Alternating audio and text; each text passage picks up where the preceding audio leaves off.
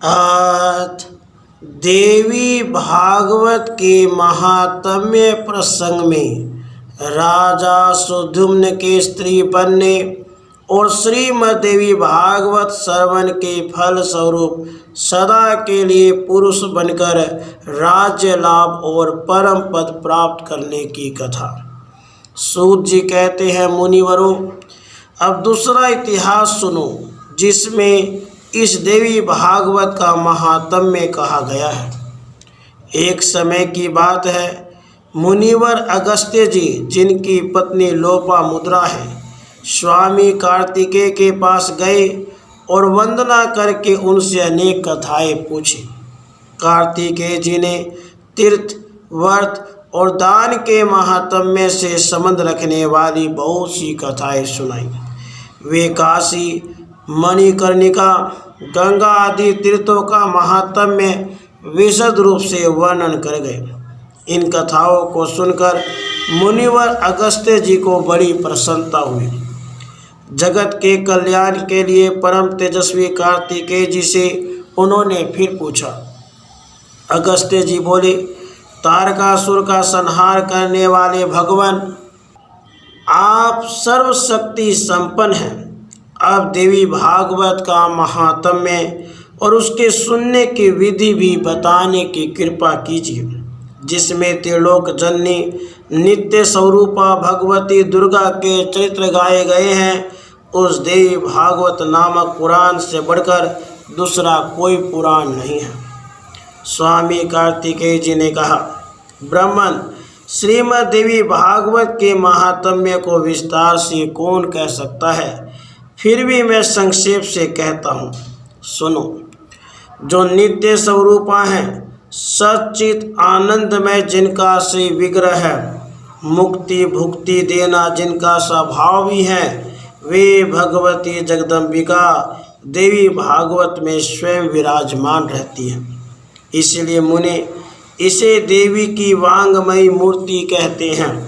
इसके पढ़ने और सुनने से जगत के कोई पदा दुर्लभ नहीं रह सकते। सुना है, विवस्वान मनु के पुत्र श्राद्ध देव थे, उन्हें कोई संतान न थी। वशिष्ठ जी की सम्मति से उन्होंने पुत्रेष्टि यज्ञ किया। विवस्वान मनु की स्त्री का नाम सरधा था। सरधा ने होता से प्रार्थना की, ब्राह्मण, आप ऐसा उपाय कीजिए कि मेरे गर्भ से कन्या उत्पन्न हो। तब होता ने मन ही मन कन्या उत्पन्न हो यो संकल्प करते हुए हवन करने लगे। इस विपरीत भावना के फलस्वरूप ईला नाम की कन्या उत्पन्न हुई। राजा विवस्वान कन्या को देखकर उदास हो गए। उन्होंने गुरुदेव से पूछा, यह आपका संकल्प उल्टा फल देने वाला कैसे हो गया? राजा की बात सुनकर मुनिवर वशिष्ठ ध्यानस्थ हो गए।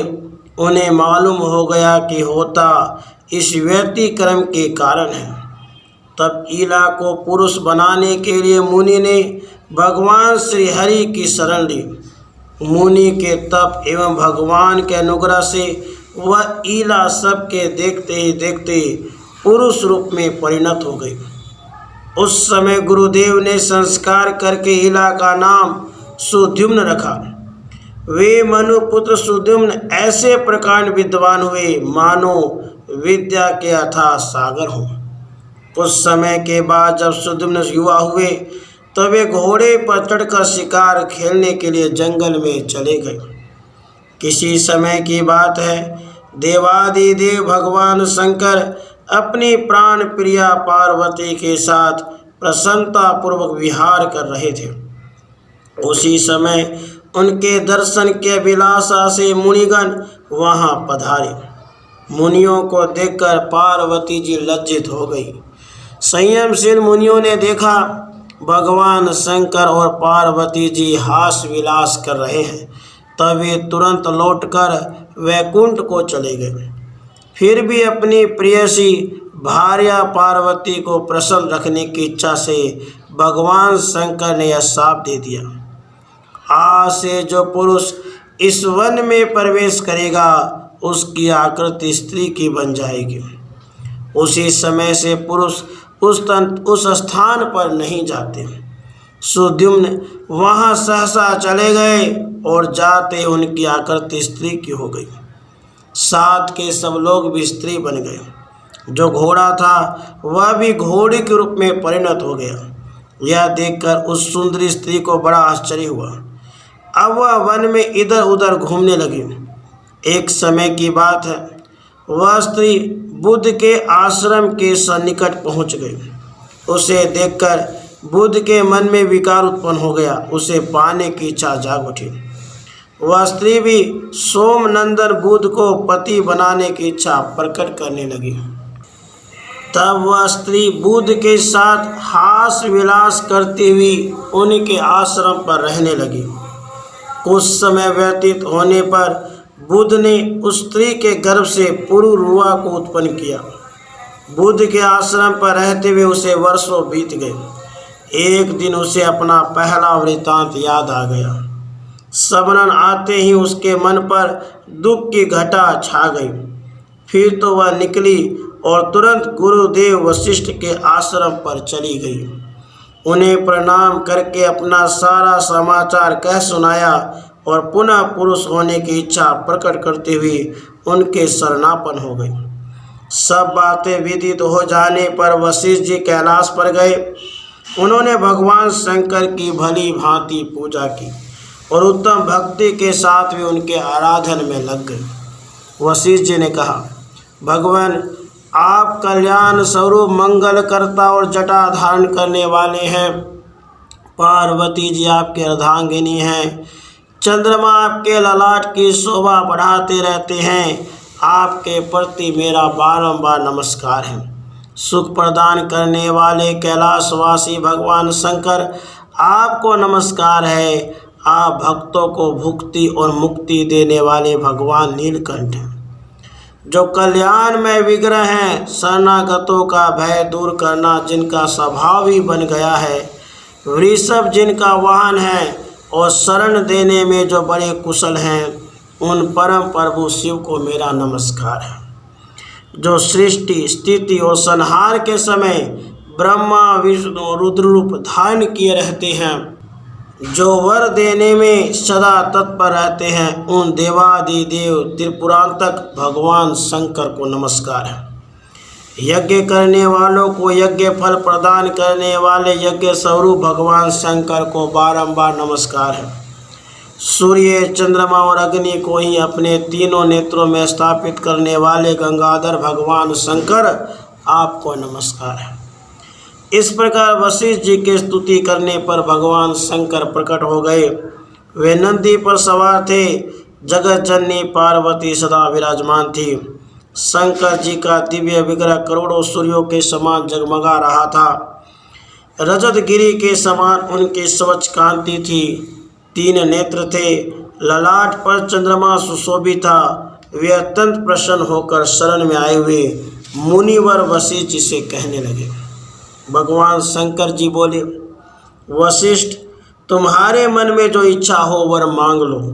भगवान के यों कहने पर वशिष्ठ जी ने उनके चरणों में मस्तक झुकाया और इला के पुरुष हो जाने की प्रार्थना की। तब प्रसन्न होकर भगवान शंकर ने मुनिवर से कहा, यह 1 महीने पुरुष रहेगा और 1 महीने स्त्री। यों शंकर से वर पा लेने पर वशिष्ठ जी ने जगत जननी भगवती पार्वती को प्रणाम किया। वे देवी वर देने में सदा उत्सुक रहती हैं। करोड़ों चंद्रमा के समान उनकी सुंदर कांति है। उनका मुखमंडल मुस्कान से भरा रहता है। इला सदा के लिए पुरुष बन जाए, इस कामना से मुनि भक्तिपूर्वक पार्वती जी की पूजा करके उनकी स्तुति करने लगे। भक्तों पर कृपा करने वाली देवेश्वरी आपकी जय हो। अखिल देवताओं से सुपूजित होने वाली देवी आपकी जय हो। अनंत गुणों की आश्रय भूता देवी आपकी जय हो।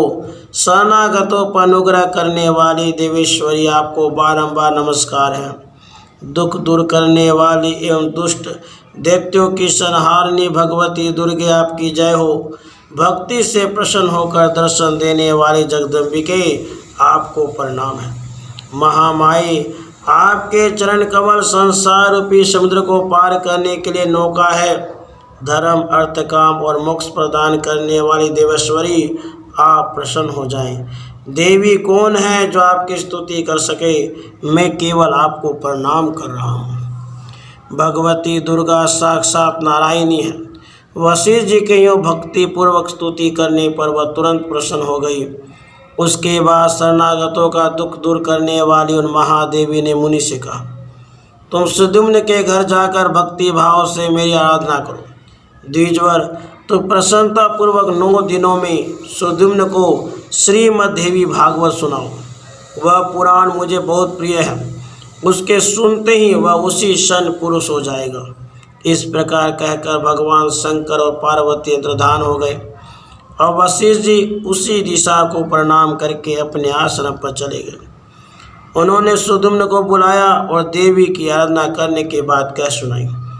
आश्विन मास के शुक्ल पक्ष में नवरात्र विधि का पालन करते हुए मुनि ने भगवती जगदम्बिका की पूजा की और राजा सुद्युम्न को श्रीमद्देवी भागवत पुराण सुनाना आरंभ कर दिया। राजा भी वह अमृतमयी कथा भक्ति भाव से सुनने में संलग्न हो गए। कथा समाप्त होने पर उन्होंने गुरुदेव को प्रणाम करके उनकी पूजा की और वे सदा के लिए पुरुष हो गए। तब मुनिवर वशिष्ठ ने सुद्युम्न को राज्य पर अभिषिक्त किया।